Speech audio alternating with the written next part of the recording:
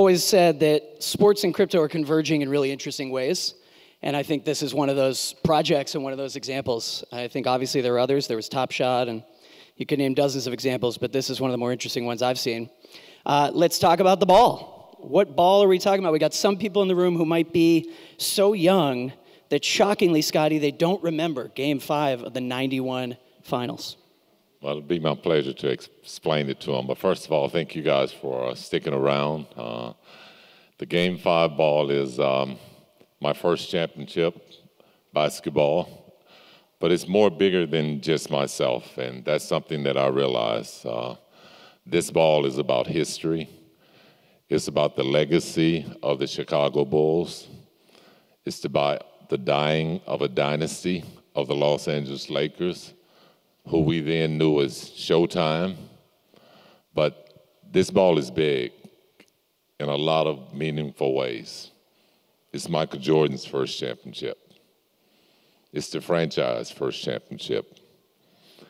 And so after holding this ball for 33 years, I've now decided to give it to the community. To tokenize it. Yes. So what does that actually mean in practice? And, you know, we've seen over the last few years the rise of things like fractional investing in art. You know, buy either a token or in some cases you own a piece of art.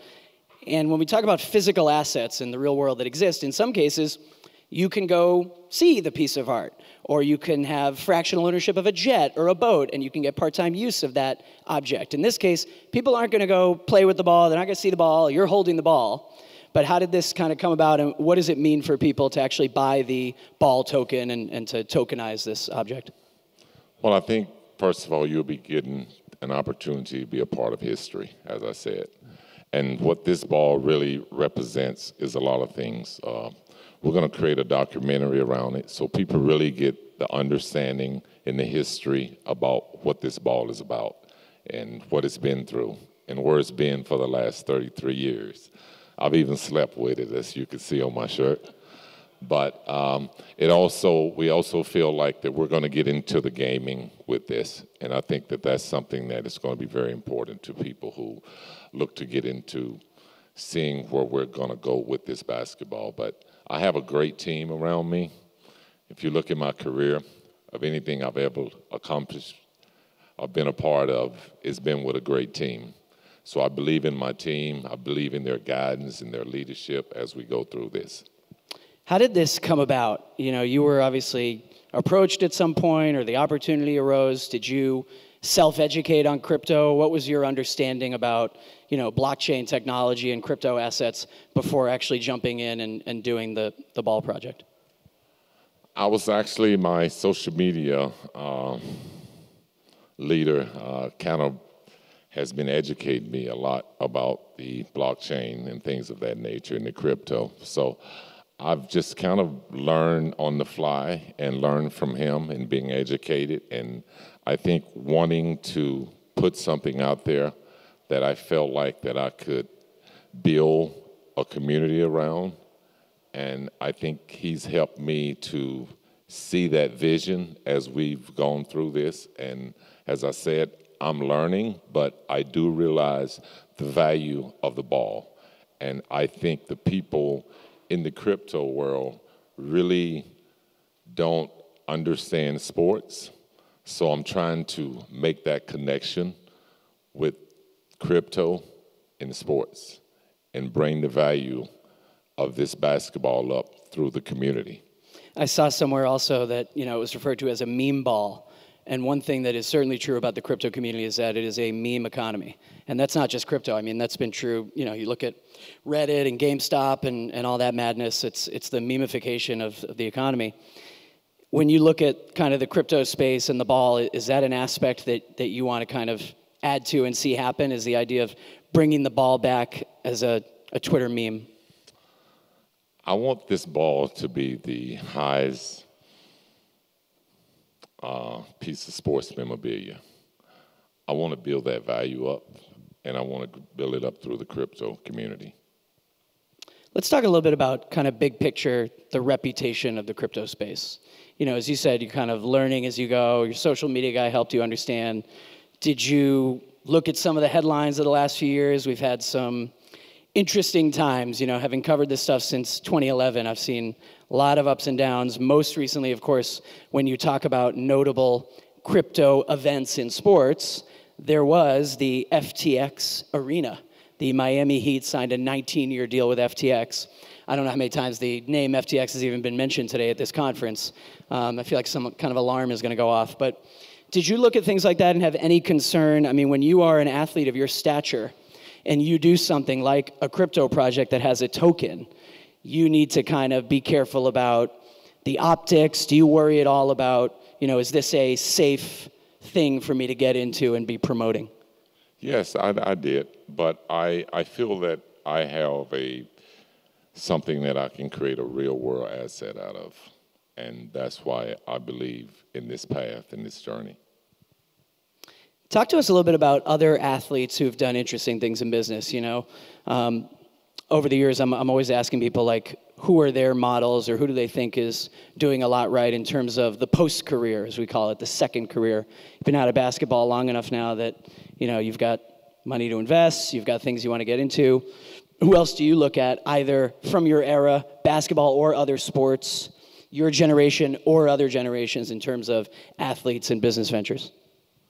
I mean, I look at my teammate, Michael Jordan. I look at guys like Junior Bridgman, guys like Irving Magic Johnson, guys just who have went into the business world before they left the game, and they've had success. Yeah, of course, a few years ago we had the Last Dance, right? That was kind of a big reawakening, I think, for a lot of people about the Bulls dynasty. And now that the dust has settled from that, I mean, when those episodes were dropping live, everyone in the room remember the Last Dance and that kind of month where everything was coming out. Now the dust has settled from that, I mean, what was that time like for you? I mean, I talk about memes, like a lot of memes came out from the Last Dance Bulls documentary. Well, I thought it was very positive. I felt like that at that time that we needed something positive, something good to watch on TV. So I felt like that the documentary was great. I didn't have anything to do with it, which I was a little disappointed in, but I felt like it was a great documentary. It won some awards, and now I'm looking to do my own thing with the ball. Yeah, this is definitely your own thing. We should say, by the way, that the token ball is on Ethereum. Have you invested in crypto? Yes, I have. What do you hold? Excuse me? What coins are you holding? Bitcoin. Only Bitcoin? Yes. Okay, this is a little surprising since the token is on Ethereum. This is interesting. I'm on a team here, so I follow my team, and I believe in their leadership. So I can jump off the track a little bit. Got it. And let's talk a little bit more about the documentary about the ball that's coming out, because, you know, I want to, while we have you, talk about some non-crypto sports stuff, but I want to make sure that we cover all the bases of the crypto project and the ball. What is this documentary going to be? And I should add here that we're kind of in a really interesting era of these sports docu-series. You know, you're seeing a lot of these Netflix and other streaming platforms, sports series that I think really, I mean, I mentioned The Last Dance, like that's a great example, but you're seeing a lot more sports try and get their 5-part docu-series that shows behind the scenes and really brings in new eyeballs to a lot of sports recently. Well, I see the ball not having the same kind of legs as The Last Dance. Obviously, we're not going to go for 6 or 7 episodes, but I think that it's something that we're still working on. But I think, again, I spoke about a lot of the history of the game. Obviously, it was a 5-game series, but it was only 3 games played with that ball. But the series was finished off with that ball. So I think there's a lot of history, a lot of people who were involved, a lot of things that was going on as far as the culture that we can talk about as well. 1991, that was a long time ago. So there's a lot of things that we can bring back and remember, and not just about the championship, but just things that happened over that time. Yeah, there's a lot there with the path of one ball, in fact. Right now in the baseball world, there's multiple lawsuits over the Shohei Ohtani 50-50 ball. And the path of one, sports object is pretty interesting. It's basically the plot of Don DeLillo's Underworld. How did you end up with the ball? I mean, is that just easy enough that a player at the end of the game can say, okay, I'm holding on to this?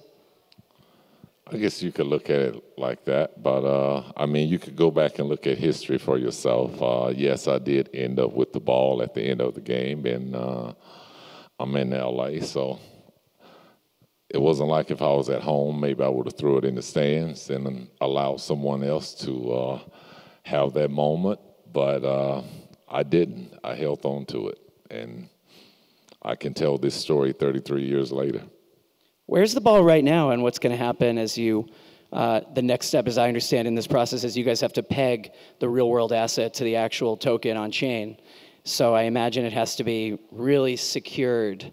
I mean, this thing can't be in a house that could, light on fire in a wildfire. This thing can't be subject to theft. So where's the ball right now, and then what's the plan for it? It's in a very secure place that it's been for 33 years. Some nights I pull it out and I sleep with it. But right now, I can't tell you where it's at because then it won't be too secure. But I can tell you that I've kept it for 33 years secure, and believe me, I can keep it for a few more days. But we are looking to put it in a secure place, probably with a Brinks, and make sure that everyone knows who invests that it is secured. Back up the Brinks truck, as the phrase goes. A little bit of a lightning round now, Scottie. Let's talk about some sports beyond just crypto. Okay, so first up, we are having this conversation on tip-off day of the new NBA season. Pretty perfect timing. My Celtics are playing the Knicks. We are expecting to see LeBron James and his son Bronny play a game together, mostly, I guess, as a stunt. But your son is in the NBA right now on the Grizzlies, Scottie Jr., and then, another Bulls teammate, you got Ron Harper, I believe his son is playing at Rutgers. What do you make of the LeBron and Bronny being on the same court event? Well, I think it's great. It's a great accomplishment, first of all, that his dad is still playing 22 years in the game. Kudos to that. And, they were able to make it happen. There's not much you can say. The father was able to stick around long enough to see his son come in the league, or maybe I should say help his son come into the league. But no matter how you look at it, it all worked out great, and we're going to get a chance to see history tonight as well, as you said. I won't be watching it, but I think it'll be a great piece of history created. Do you wish you could have played long enough to play with Scottie Jr.? Just for the salaries. That was my next question. NBA salaries, man. How about those salaries? They're great. The game has grown so much. I've been out of the game almost 20 years, so to see the growth of the salaries, I think is great. I've watched it grow and grow over my years out of the game, and I think it's great. It's about revenue sharing, and that just go to show you how much the game has grown over the years. Globally, we have a lot more international players in the game. So, again, the growth of the game has allowed the players to have a healthier wallet. That's right. Just a couple more for you. Three young stars today in the NBA that you like and are watching and think are great. You got a couple guys that you're watching and are your favorite current players? I'm not really a young star watcher. I like to watch great teams. So I'm going to say Steph Curry. I like watching his team. I don't know if I would love him if he was on a bad team. Okay. I live in LA, so I like watching the Lakers and LeBron. And I guess I'll peek back in on the East and watch the Chicago Bulls play so I can watch all the teams on the East Coast. But I'm still a fan of the game, so I'll watch any players. Now you're making me leave Giannis out, who's a star. leaving Kawhi out. So, you know, there's a lot of great stars in the game. There's not just 3 that I would watch. I try to tune in and watch them all a little bit. Yeah, I'm definitely putting you on the spot. Speaking of the Bulls, Reinsdorf recently, there was some news that he's looking to sell the White Sox. Of course, Bulls owner Reinsdorf, came up big in the Last Dance documentary. Any memories about ownership there? Hey, Jerry's been a great owner. He's been a great ambassador for the city as an owner. He's won numerous of championships, obviously, with the Bulls, but he was able to win with the White Sox. So, he's seeing all these guys cash out. So maybe it's time for him to do the same. And, when you own 2 teams, maybe he want to enjoy some of that wealth as well. Well, let's leave them back with the crypto project. What does success in the long run, next year or 2, look like for Ball and the whole project? You've talked about a game. There's going to be a documentary. You're going to officially peg the asset and tokenize this thing. What does success look like if we talk again at a crypto conference 1 year from now for the project? I think I want to take baby steps and just be the highest grossing sports ball and go from there. Doesn't sound like a baby step. Sounds like a big step. Good luck. Scottie, thank you so much. Can we give him a round of applause? Thank you, guys. Appreciate it.